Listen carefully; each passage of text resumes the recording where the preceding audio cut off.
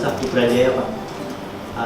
Saya alumnus tahun 1999. Kemudian saya sekarang di tindak pidana khusus di Satuan Tugas Khusus Penyelesaian Perkara Tindak Pidana Korupsi. Jadi dulu banyak perkara-perkara yang terunggap, maka kami dibentuk beberapa tim untuk menyelesaikan itu.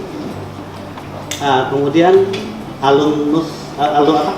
mahasiswa yang ikut magang di Kejaksaan Tinggi itu setiap tahunnya ada, dan alhamdulillah tanggapan pimpinan magang dari UIN Harang itu lebih bagus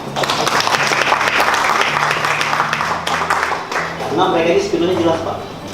Dan salah satunya mungkin Selamat Harinya tuh pimpinan langsung menunjuk magang di sana, sampai sekarang dikaryakan di sana.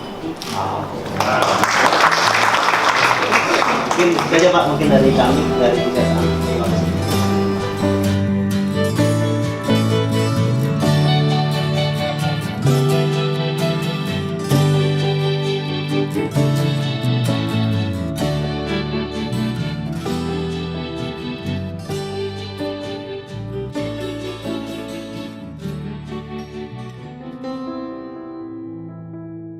Hubungan kita dengan UIN Araniri sebenarnya sudah terjalin lama terkait dengan magangnya mahasiswa UIN Fakultas Syariah di Kementerian Hukum dan HAM.